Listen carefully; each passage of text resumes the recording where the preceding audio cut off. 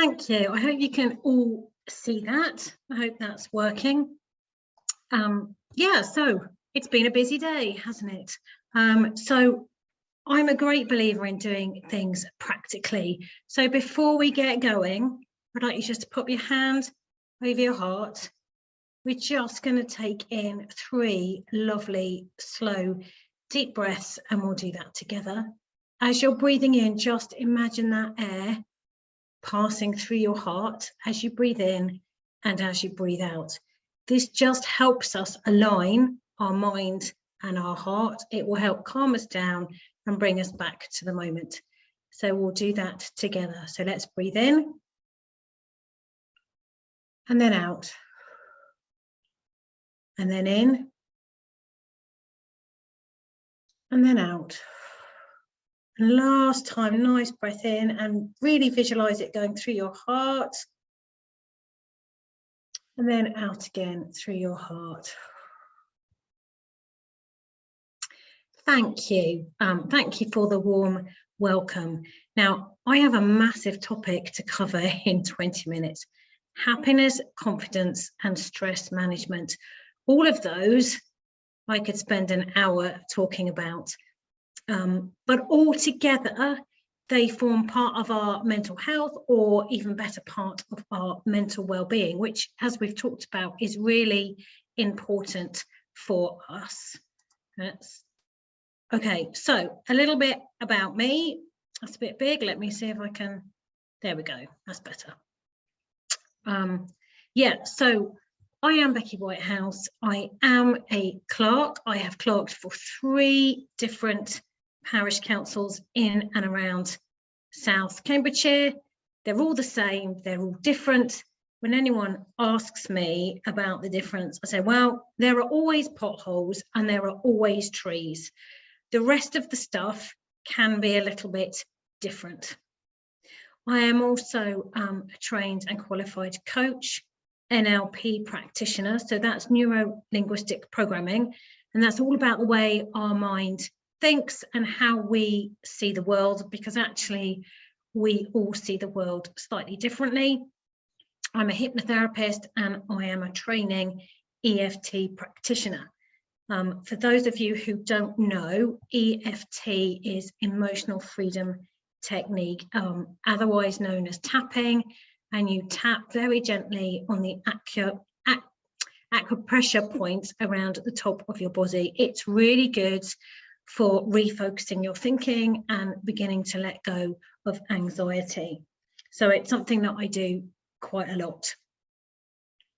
So, okay, what are we going to cover? So, as I said, it's a massive topic, but we're going to talk about tips for increasing happiness, tips for building confidence and self-esteem, because they are very similar, but they are slightly different. And we'll go into that a little bit more in a minute.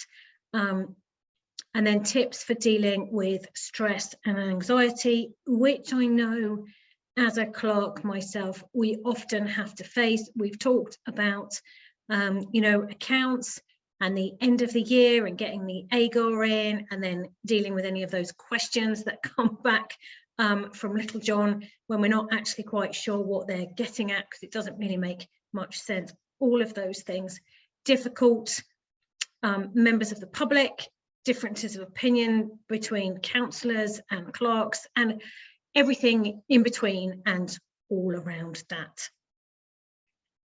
So I hope that, yeah, sounds good. So before we go any further, I just want to talk a little bit about our brain.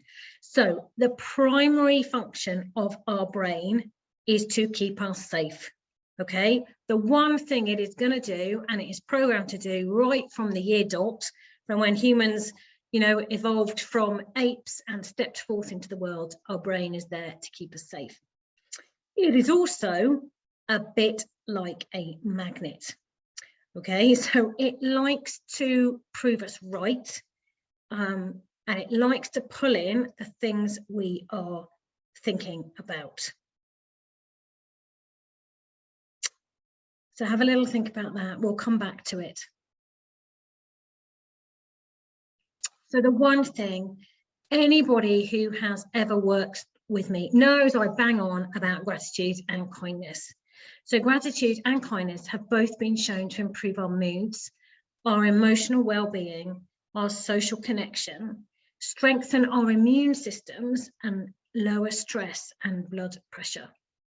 I don't know if you remember, but during the first months of COVID, there was quite a lot of talk about gratitude and kindness, exactly for that reason, because it strengthens our immune system. We were sort of caught in this cycle of being so concerned and so worried, and the stress and anxiety that caused, but actually that wasn't helping our immune response. So we were kind of getting this double whammy all the time. So it is really, really good for that. And I do talk about it a lot. So what do I mean? So 3 things every day. Think of 3 things that you are grateful for or thankful for. Okay, they can be really, really tiny things, or they can be the big things. They can be completely personal, or they can be, oh, the sun shone, you know, or perhaps, you know, when it was 40 degrees and you needed the rain for the garden, it was, thank goodness it rained because I needed that. A way to help you think about that is just to ask yourself the question, what went well today? So we have been talked at quite a lot today. It's all been very interesting and very informative and very useful, but we have been talked at a lot. So I would like you just to grab your pen and jot down 3 things that you are grateful or thankful for today. I'm just going to give you a moment to do that.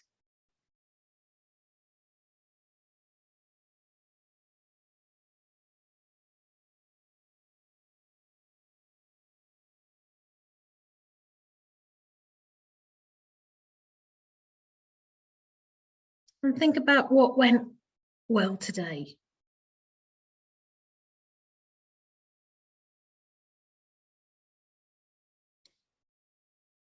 And I would actually encourage you to do this every day.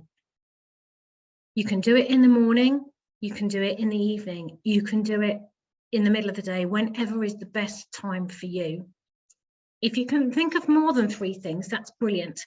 But I know sometimes, you know, when life is challenging, 3 things can be quite tough to think about. It doesn't matter if it's the same thing every day. So quite often when I do this, my first cup of tea of the morning comes up. But I think about that cup of tea, and I am grateful for the cup of tea I have physically in front of me that I am drinking, but I can trace that all the way back. So I'm thankful to the supermarket staff who maybe put it on the shelf or put it through the till or put it in the box that was delivered to my house. You know, I'm thankful for, you know, whoever, the captain of the ship or the staff on the ship who brought it from wherever to me, right back to the people, the farmers who are growing that tea, and maybe the farmers or the women who are harvesting those tea leaves. It's the whole process that I'm thankful for. So I hope you've got 3 things. If anyone wants to share them in the chat, do, that's fine. So then I want to talk about kindness and this idea that doing good does us good. Now, this was really brought home for me. When was it? The spring 2021, I think. So we were still in, excuse me, still in restrictions, but not major restrictions. But somebody left on my doorstep a little bunch of those daffodils, those pound daffodils that you can get in the supermarket. I didn't see who it was. My husband was all for looking on the Ring doorbell to see who it was. And I was like, no, it doesn't matter. The point is somebody left me or us those daffodils. We put them in water and, you know, when they opened up, you know, it was lovely. And then I paid it forward. So I did it for somebody else and got those daffodils and left them on their doorstep. And all day I had that little glow in my heart, that little, I've done something. I wonder if they found them. I wonder if they're opening. I wonder what they smell like. I wonder if they're really, really liking them. So the idea of doing kindness is we are moving our attention away from ourselves, and we are putting it on somebody else. And that just helps broaden our horizons, and just often we feel so much better when we speak to somebody else, when we do something else, when we are not just focusing on ourselves. So that's really what that is about. So let's go on and talk about confidence and self-esteem. So confidence is linked to how well you do something. So that might be your job. Okay, so you might feel somebody asks you something about, you know, parish council powers, what can you spend money on? And you don't even have to think about it, you know, it just trips off your tongue. Yes, we can have allotments. Yes, we can put up a clock, whatever it is. Your self-esteem is how about you, it's all about how you feel inside. So you can have confidence and low self-esteem. Okay, it's not quite so common because often they're quite linked, but it is possible to be very confident in your job, in your role, and you can have low self-esteem about how you feel about yourself. I hope that makes sense. If it doesn't, ask me at the end.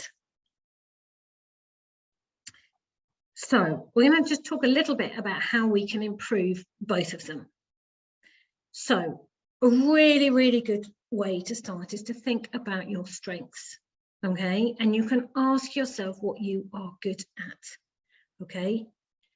So if it's related to your job, that might come through in your confidence, okay? And then you can ask yourself, what do others say you are good at? And then the one, we all have a superpower, actually, the strength that we are really good at. And that is the thing that people come to you for advice on, okay? So it could be anything. It could be that you're an ace gardener and you know exactly which plant to put where, when it will flower. Does it need to be dry? Does it need to be damp? Does it like shade or sun? You might be the person that somebody comes to and says, oh, I don't know what to cook. I've got my in-laws coming around for dinner and I don't know what to cook. And you might say, oh, this would be really good. You might be the person who is great at organising things, you know, might be the holiday. Oh, yes, you should go there and, you know, working out the itinerary, organising a party, whatever it is, we all have something. So again, let's just take a moment, write down a couple of things that you are good at. They can be big things, they can be small things. And then ask yourself what others say you are good at. And then think about, what do people come to you for advice about?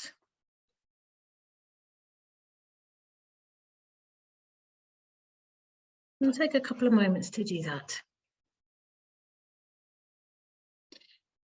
Now, I know for some of you, this might be a really big challenge. Okay, it might be really hard to think about something you are good at. If that is you, I would encourage you to ask somebody who you trust, you know, a good friend, a family member, somebody you know is not going to laugh at you and is going to help you honestly to say, this is what I think you are good at. And there's no difference between whether you say, yep, I'm the best coffee maker that there is going, or I can, you know, knit a jumper. You know, they're both great. They're different, but they are both great. So I don't want you to start feeling, oh, it's a very little thing that I'm good at, because we need all kinds of people and we need everybody's skills. I am so grateful that we are all different. Can you imagine how boring the world would be if we were all good at the same things, that we all like the same stuff, we all read the same books, we all like the same films, we all like the same music? It would be very difficult to experience anything new it would be very difficult to learn anything new. And what would we talk about other than the weather? That's what we'd be stuck with. The last thing, as we're thinking about this, which I have already started to touch on is to avoid these comparisons. It is very easy for us in all kinds of ways to look at others and think, oh, they've got it sorted, you know, or that parish council is doing so many great things. We've only got this one project. And that we start to diminish ourselves doing that. And we start to put ourselves down, which is not helpful for our mental well-being. We want to build ourselves up. We want to, you know, build our little team up. And we want to encourage one another. So please avoid those comparisons. So they're just a few of the things that we can do. There are loads more, and I could speak for a long time about this, but this will give you a good start. So before I finish, I need to talk about stress. So stress is our response to harmful situations, and it's linked to our limbic system, which is our very ancient part of our brain, right from when we were cave people, basically. And it has linked to our fight or flight response. So during a stress response, so when something is really stressful, this is what we are doing. We are getting ready to run away or fight for our lives. And this comes back from the time when there were wild beasts, you know, that if you were faced with a saber-toothed tiger, these were your options. Otherwise, it meant certain death. So our breathing increases and our blood pressure increases and our heart rate increases. The blood diverts from places like our digestive system, because in that moment, that's not important. We need to get the blood and the oxygen to our legs if we are going to have to run, or to our arms if we're going to have to fight. The trouble is now, generally, when we are faced with a stressful situation, we have this response, but the situation is not usually life-threatening. Don't get me wrong, sometimes it is. You know, when you hear about the people, or you may have experienced it, you know, where you dash out and you maybe grab the toddler from the edge of the road, you know, or something like that. It does happen. We hear people who can lift up cars because somebody's trapped underneath. But generally, we still have this old response to a stimuli that currently in our modern world is probably not going to kill us. So let's have a talk about some of the things that can help. And I want to do this particularly with the idea of being a parish councillor or a parish clerk. Boundaries, boundaries, boundaries. If you take one thing away today, please think about boundaries. So, you know, I do not have my parish council emails on my phone. So I'm not tempted to check them. You know what it's like. I'm going to check one email. An hour later, you're still there. This ties into our workload and our time management. I know it's very hard if you are part-time to work more hours, but we need to avoid that, or we need to have that discussion. So meditation and mindfulness, I'm really pleased that we are doing a guided meditation because it's so helpful. A meditation can be really short. It doesn't need to be sitting there, you know, for hours. It can be as short as 1 minute, just focusing on your breathing. Mindful walking, where you just notice how your muscles feel in your legs and how your feet feel as you walk along the ground. Mindful colouring is brilliant. And in lockdown, I found some books. I had the whole family doing them, which actually we coloured and then you made them into cards. So it was a double whammy. Reducing your news consumption.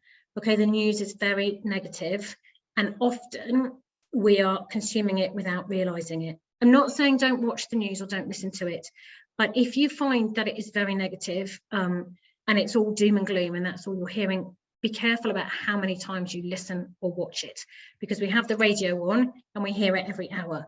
You know, we perhaps watch it in the evening. You look at a website or an app in the evening.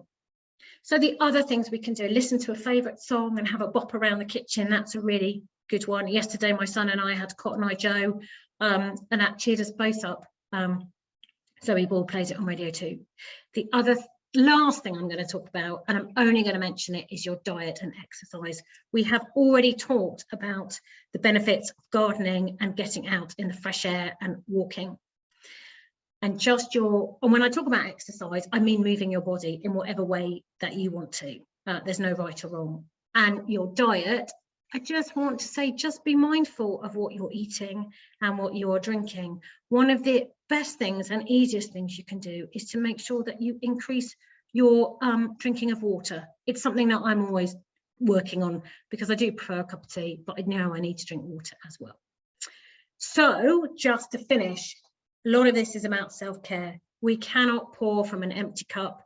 You need to put your oxygen mask on before you can help anyone else on that aeroplane. So I know it has been a whistle-stop tour, but thank you very much for listening. My details will be sent round. If you have any questions or you want to get in touch, please do. Thank you very much.